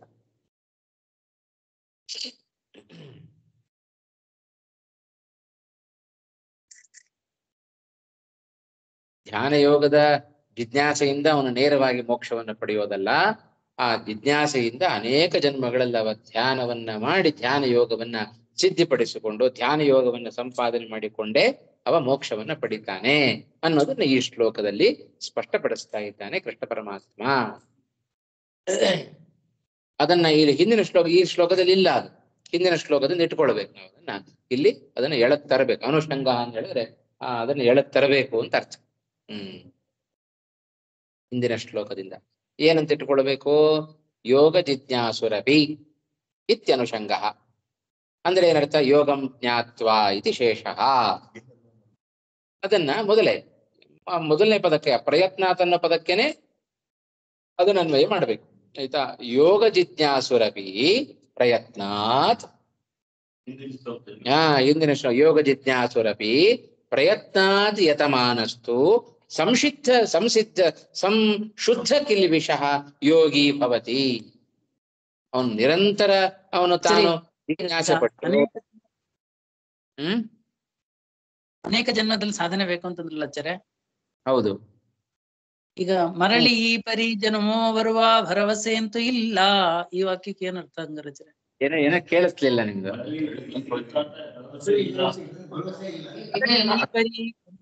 ಅದಕ್ಕೆ ಈ ವಾಕ್ಯಗಳಿಗೆಲ್ಲ ನೇರವಾಗ ಅರ್ಥವನ್ನ ಮಾಡಬಾರದು. ಇಂಥ ವಾಕ್ಯಗಳನ್ನೆಲ್ಲ ಅರ್ಥವಾದ ವಾಕ್ಯಗಳು ಅಂತ ಕರೀತಾರೆ, ಆಯ್ತಾ? ಆದ್ರೆ ಏನ್ ಅರ್ಥ? ಮುಂದಿನ ಜನ್ಮ ಬರೋದಿಲ್ಲಲ್ಲ ಅಂತ ಅರ್ಥ ಮಾಡಬಾರದು. ಮುಂದಿನ ಜನ್ಮ ಬರುತ್ತೆ ಅಂತ ಏನ್ ಗ್ಯಾರಂಟಿ? ಯಾಕೆಂದ್ರೆ ಇದೇ ಮಾನವ ಶರೀರವನ್ನೇ ಭಗವಂತ ಕೊಡಬೇಕು ಅಂತಿಲ್ಲ. ಅದೆಲ್ಲ ನಮಗೆ ಇಂಥ ಮಾತುಗಳೆಲ್ಲವೂ ಕೂಡ ನಮಗೆ ಧರ್ಮದಲ್ಲಿ ಜಾಗೃತಿಯನ್ನು ಮೂಡಿಸ್ಲಿಕ್ಕೋಸ್ಕರ ಬಂದ ಮಾತುಗಳು. ಮಾನವ ಜನ್ಮ ದೊಡ್ಡದೋ, ಅದ ಹಾನಿ ಮಾಡಿಕೊಳ್ಳಬೇಡಿ ಹುಚ್ಚಪ್ಪಗಳಿರ. ಹಾಗಾಗಿ ಆ ಮಾತುಗಳಿಗೆ ಅರ್ಥ ಈ ಅರ್ಥ, ಶ್ರೇಷ್ಠವಾದ ಜನ್ಮ ಬಂದಿದೆ, ಮತ್ತೆ ಮರಳಿ ಬರುತ್ತೋ ಇಲ್ವೋ ಗೊತ್ತಿಲ್ಲ, ಸತ್ಯ ಅದು. ಅಲ್ಲ, ಆ ಮಾತು ಸತ್ಯ ಅದು. ಯಾಕೆಂದ್ರೆ ಇದೇ ಮಾನವ ಶರೀರವನ್ನೇ ಕೊಡಬೇಕು ಅಂತಿಲ್ಲ. ಈ ಜನ್ಮವನ್ನ ನಾವು ವ್ಯರ್ಥವಾಗಿ ಕಳ್ಕೊಂಡ್ಬಿಟ್ರೆ ಮತ್ತೆ ಏನಾದ್ರು ಹೀನ ಯೋನಿಯಲ್ಲಿ ಹುಟ್ಟಿಸಿಬಿಡ್ತಾನೆ. ಈ 2 ಶ್ಲೋಕದ ಹಿಂದೆ ಬಂತಲ್ಲ ಆ ವಿಷಯ. ಹಾಗಾಗಿ ಅವೆಲ್ಲ ಅರ್ಥವಾದ ಮಾತುಗಳು. ಆ ಪದಕ್ಕೇನರ್ಥ? ಧರ್ಮವನ್ನ ಇದ್ದಾಗ ಧರ್ಮವನ್ನ ಗಳಿಸಿರಿ ಅನ್ನೋ ಹಿನ್ನೆಲೆಯಲ್ಲಿ ಆ ಮಾತು ಬಂದಿದೆ. ಸ್ಪಷ್ಟ ಆಯ್ತಾ ಈಗ? ಅಲ್ಲ, ಈಗ ಪ್ರತಿಯೊಬ್ಬರಿಗೂ 106 ಜನ್ಮದಲ್ಲಿ ಸಾಧನೆ ಆಗುತ್ತಾ? ಕೆಲವರು ಒಂದೇ ಜನ್ಮದಲ್ಲಿ ಸಾಧನೆ ಆಗುತ್ತಾ? ಅದೆಲ್ಲ ನಾವು ತೀರ್ಮಾನ ಮಾಡ್ಲಿಕ್ಕೆ ಆಗಲ್ಲ. ಪ್ರತಿಯೊಬ್ಬರಿಗೂ ಕೂಡ ಸಾಧನೆ ಒಂದೇ ಜನ್ಮದ್ದಲ್ಲ. ಬಹೂನಾಂ ಜನ್ಮನಾಮಂತೆ ಜ್ಞಾನವಾನ್ ಮಾಂ ಪ್ರಪದ್ಯತೆ ಅಂತ ಸ್ಪಷ್ಟವಾಗಿ ಕೃಷ್ಣ ಪರಮಾತ್ಮ ಹೇಳಿಬಿಟ್ಟಿದ್ದಾನೆ. ಹಾಗಾಗಿ ಭಗವಂತನ ಅಪರೋಕ್ಷ ಜ್ಞಾನ ಅದು ಒಂದು ಜನ್ಮದ ಸಾಧನೆ ಅಲ್ಲ, ಅನೇಕ ಜನ್ಮಗಳಲ್ಲಿ ಸಾಧನೆ ಮಾಡಬೇಕು. ಆಯ್ತಾ? ಈ ಬ್ರಹ್ಮದೇವರಿಗೂ ಕೂಡ ಒಂದೇ ಜನ್ಮದ ಸಾಧನೆ ಅಲ್ವಲ್ಲ? ಹಿಂದೆಲ್ಲ ಅವರು ವಾಯುದೇವರ ಪದವಿ ಬಂದ ಮೇಲೆ ತಾನೇ ಅವರು ಹೋಗಿದ್ದು. ಅದು ಮುಂದಿನ ಜನ್ಮ ಏನು? ಬ್ರಹ್ಮದೇವರ ಜನ್ಮ, ವಾಯುದೇವರ ಜನ್ಮ, ಮುಂದೆ ಬ್ರಹ್ಮ ಪದವಿಗೆ ಹೋಗ್ತಾರೆ, ಅಲ್ಲಿಯೂ ಸಾಧನೆಯನ್ನೇ ಮಾಡ್ತಾರೆ. ಆಮೇಲೆ ಅವರಿಗೆ ನಾವು ಹೆಚ್ಚೆಚ್ಚು ಜನ್ಮಗಳನ್ನ ವ್ಯಕ್ತಿ ಪಡೆದುಕೊಂಡು ಸಾಧನೆ ಮಾಡ್ತಾ ಇದ್ದಾನೆ ಅಂತ ಹೇಳಿದ್ರೆ ಅವನ ಯೋಗ್ಯತೆ ಬಹಳ ದೊಡ್ಡದು.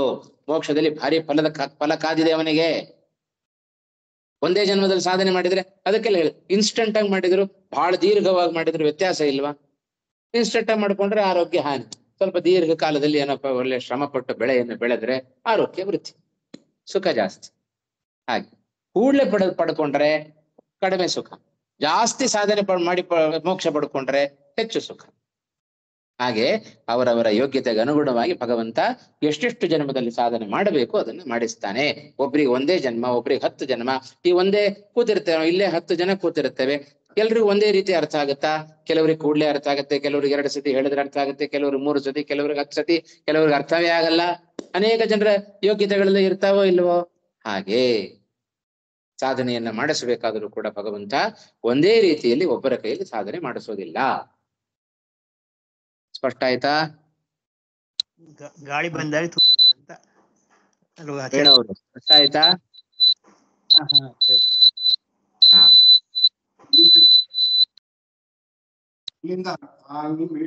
ಮಾಡು, ಕಾಯಿ. ಹೌದೌದು, ಪ್ರಯತ್ನ ಅದಕ್ಕೆ ಹೇಳಿದ್ದಿಲ್ಲಿ ಜಿಜ್ಞಾಸುರಪಿ ನಹಿ ಕಲ್ಯಾಣ ಕೃತ್ಕಶ್ಚಿತ್ ದುರ್ಗತಿಂ ತಾಥ ಗಚ್ಚತಿ. ಕೆಳಗಂತೂ ಹೋಗಲ್ಲ, ಇನ್ನು ಮೇಲ್ಗಡೆ ಕರ್ಕೊಂಡು ಹೋಗ್ತಾ ಇರುತ್ತೆ ಅಷ್ಟೇ. ಆದ್ರಿಂದ ಜಿಜ್ಞಾಸುರಪಿ ಪ್ರಯತ್ನಾತ್ ಯತಮಾನಃ ಸಂಶುದ್ಧ ಕಿಲ್ಬಿಷಃ ಯೋಗಿ ಭವತಿ. ಆಮೇಲೆ ಅನೇಕ ಜನ್ಮ ಸಂಸಿದ್ಧ ತತಃ ಯೋಗಿ ಆದ ನಂತರ ಅವ ಪರಾಂ ಗತಿಂ ಯಾತಿ, ಉತ್ತಮವಾದ ಸ್ಥಾನವನ್ನ ಮೋಕ್ಷವನ್ನ ಅವ ಪಡ್ಕೊಳ್ತಾನೆ. ಹೀಗಿದಿಷ್ಟು ಮೂಲದ ಅಭಿಪ್ರಾಯ. ಅನೇಕ ಜನ್ಮಗಳಲ್ಲಿ ಅವ ಮಾಡಿದ ಧ್ಯಾನ, ಅದರಿಂದ ಅವನಿಗೆ ಅಪರೋಕ್ಷ ಜ್ಞಾನ, ಅಪರೋಕ್ಷ ಜ್ಞಾನದಿಂದ ಅವ ಮೋಕ್ಷವನ್ನು ಪಡ್ಕೊಳ್ತಾನೆ. ಇದು ಕ್ರಮ. ಪ್ರತಿಯೊಂದು ಹಂತ ನೇರವಾಗಿ ಜಿಜ್ಞಾಸೆ ಪಟ್ಟುಬಿಟ್ರೆ ಸಾಕು ಮೋಕ್ಷಕ್ಕೆ ಹೋಗ್ತಾನೆ ಅಂದ್ರೆ ಹಾಗಾದ್ರೆ ಹೇಳ್ಬಿಟ್ಟಿದ್ದಾನೆ ಕೃಷ್ಣ, ಜಿಜ್ಞಾಸೆ ಅಷ್ಟೇ ಮಾಡಿಬಿಡುತ್ತೇನೆ ಅಲ್ಲಪ್ಪ. ಆ ಜಿಜ್ಞಾಸೆಯಿಂದ ಮುಂದೆ ಮತ್ತೊಂದು ಹಂತ ಇದೆ. ಪ್ರತಿಯೊಂದು ಹಂತಗಳನ್ನ ಮೀರಿ ಆಮೇಲಿಂದ ನಾವು ಮೇಲಕ್ಕೆ ಹೋಗಬೇಕು. ಯೋಗ ಜಿಜ್ಞಾಸುರಪಿ ಇತಿ ಅನುಷಂಗಃ ಯೋಗ ಜ್ಞಾತ್ವಾ ಇತಿ ಶೇಷಃ ಅಲ್ವಾ? ಯೋಗವನ್ನ ತಿಳಿದು ಅಂತ ಅರ್ಥ ಅದಕ್ಕೆ, ಆಯ್ತಾ? ಯತಮಾನಃ ಪ್ರಯತ್ನಂ ಕುರ್ವನ್ ತತಃ ಪ್ರಯತ್ನಾತ್ ಯೋಗಿ ಧ್ಯಾನ ಯೋಗವಾನ್ ಸನ್. ಯೋಗಿ ಅಂದ್ರೇನು? ಧ್ಯಾನ ಯೋಗವುಳ್ಳವನಾಗಿ. ಸಂಶುದ್ಧ ಕಿಲಿಬಿಷಃ ನಿರ್ಧೂತ ಪಾಪಃ, ಎಲ್ಲ ಪಾಪಗಳನ್ನು ಕಳೆದುಕೊಂಡವನಾಗಿ, ಅನೇಕ ಜನ್ಮಭಿಃ ಸಂಸಿದ್ಧ ಅಪರೋಕ್ಷ ಜ್ಞಾನಿ, ಅನೇಕ ಜನ್ಮ ಸಂಸಿದ್ಧ ತತಃ ಅಪರೋಕ್ಷ ಜ್ಞಾನಾತ್ ಪರಾಂ ಗತಿಂ ಮೋಕ್ಷಂ ಯಾತಿ ಪ್ರಾಪ್ನೋತಿ ಇತಿ ಯಾವತ್. ಆದ್ಮೇಲೂ ಹೇಗೆ ಸೃಷ್ಟಿಬೇಕು ಅಂತ ಅಲ್ವಾ, ಅದು ಪ್ರಾರಬ್ಧ ಕರ್ಮ ಕಳಿದೇ ಇದ್ರೆ ಅವನು ಇರಲೇಬೇಕು. ಅಪರೋಕ್ಷ ಜ್ಞಾನ ಪಡ್ಕೊಳ್ತಾನೆ. ಅಪರೋಕ್ಷ ಜ್ಞಾನ ಆಯ್ತು ಅಂತ ಹೇಳಿದ್ರೆ ಸಂಚಿತ ಕರ್ಮಗಳು ಮತ್ತೆ ಆಗಾಮಿ ಕರ್ಮಗಳು ಹೊರಟೋಗ್ತವೆ. ಪ್ರಾರಬ್ಧ ಕರ್ಮ ಇತ್ತೋ ಅವನು ಇನ್ನೂ ಇರಲೇಬೇಕು, ಅನುಭವಿಸಲೇಬೇಕು. ಯಾವುದನ್ನು ಮರಿಲಿಕ್ಕಿಲ್ಲ. ಹಿಂದಿನದೆಲ್ಲವನ್ನು ಕೂಡ ಸ್ಮರಣೆಗೆ ತಂದ್ಕೊಳ್ತಾ ಇರಬೇಕು. ಎಲ್ಲದಕ್ಕೂ ಲಿಂಕ್ ಇದೆ, ಗೊತ್ತಾಯ್ತಾ? ಇದಿಷ್ಟೂ ಕೊನೆಗೆ ಯಾವುದಕ್ಕೆ, ಇಲ್ಲಿ ಒಂದು ಷಟ್ಕ ಮುಗಿದಾಗೆ ಮೊದಲನೇ ಭಾಗ ಮುಗೀತು. ಅಪರೋಕ್ಷ ಜ್ಞಾನಕ್ಕೆ ಭಗವತ್ ಪ್ರಾಪ್ತಿಗೆ ಬೇಕಾದ ಸಾಧನಗಳನ್ನೆಲ್ಲ ಹೇಳ್ತಾ ಬರ್ತಾ ಇದ್ದಾನೆ, ಆಯ್ತಾ? ಈ 6 ಅಧ್ಯಾಯದಲ್ಲಿ ಮಾಡಿದ್ದೇ ಕೃಷ್ಣ ಪರಮಾತ್ಮ ಆ ಕೆಲಸವನ್ನ. ಹಾಗಾಗಿ ಇದಿಷ್ಟೂ ಕೂಡ ಯಾವುದಕ್ಕೆ ಸಾಧನ? ಅಪರೋಕ್ಷ ಜ್ಞಾನಕ್ಕೆ ಸಾಧನ. ಅಪರೋಕ್ಷ ಜ್ಞಾನದಿಂದ ಭಗವಂತನ ಅತ್ಯರ್ಥ ಪ್ರಸಾದ, ಆಮೇಲಿಂದ ನಮಗೆ ಮೋಕ್ಷ. ಅದರಲ್ಲಿಯೂ ಕೂಡ ಅಪರೋಕ್ಷ ಜ್ಞಾನ ಸಾಧನಗಳಲ್ಲಿಯೂ ವ್ಯತ್ಯಾಸ ಉಂಟು. ಅದಕ್ಕೂ ಬೇಕಾದಷ್ಟು ಅವಾಂತರ ಸಾಧನಗಳೆಲ್ಲ ಇದ್ದಾವೆ, ಆಯ್ತಾ?